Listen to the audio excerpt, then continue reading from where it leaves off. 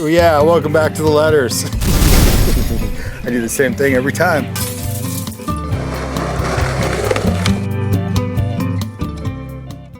Eddie Elguera, one of the finest skateboarders in America, really. And that's fun. He's invented about 5 new maneuvers this year all by himself. And that's fun. There's a sliding fakie rock, a really difficult maneuver. He's the first one I've ever seen do that maneuver.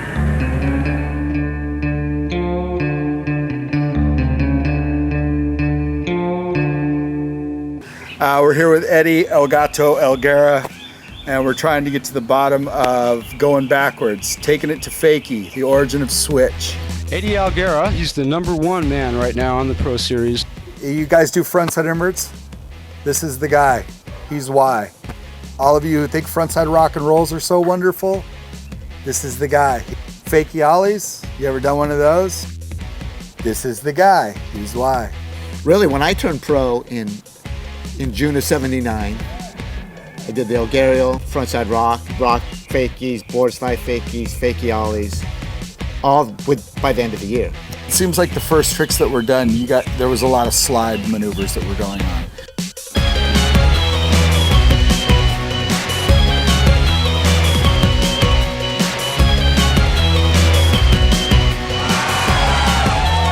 Once you learned a trick to go backwards, you had to learn a trick to come out of it. Instead of just going backwards, hitting tile, you had the Elguera, you had to do tail stall and do something to get out of it to get into another trick instead of just faking to nothing.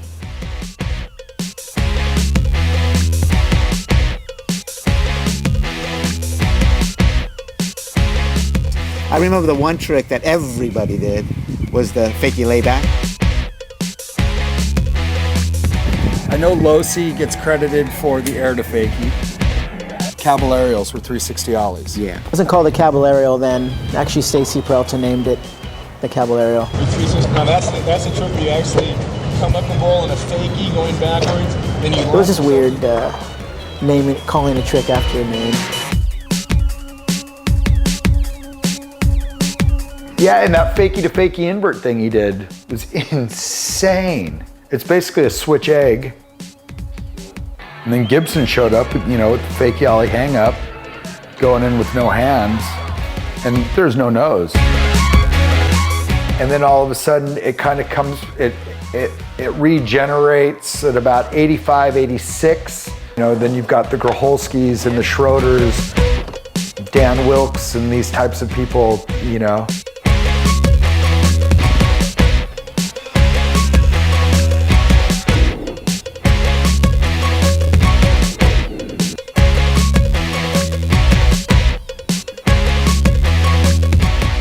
And right around that time the mini ramp shows up.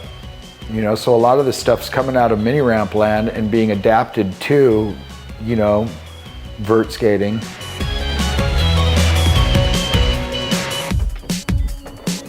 And around the time the mini ramp shows up is around the time that street skating is starting to get popularized. And then that takes you into a whole world that I know nothing about because I went to the bar, man. I couldn't keep up. I wanted to get laid, I couldn't get laid. I went to the bar, I climbed into a bottle. And then switch happened. We'll have to ask Salman to sit down because he really gets the moniker of the godfather of switch and stuff. For me, skate and switch was a combination of things, Mainly, it was I was this fat kid. I couldn't really grab my board, and I wasn't interested in street plants.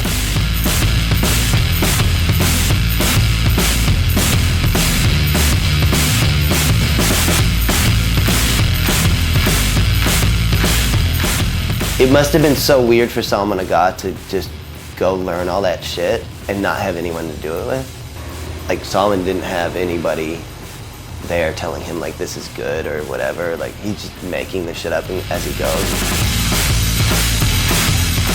Anybody under the age of 27, 28, 29, 30, they have no idea how important Salman was to us.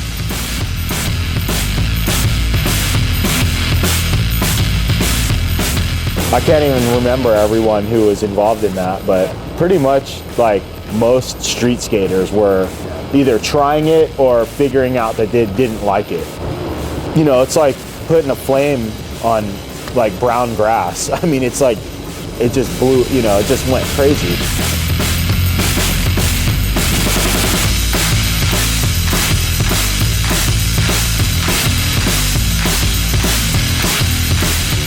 I think skateboarding is at a place right now where it's just, in my opinion, so gnarly that like, it really doesn't matter whether it's switch or regular.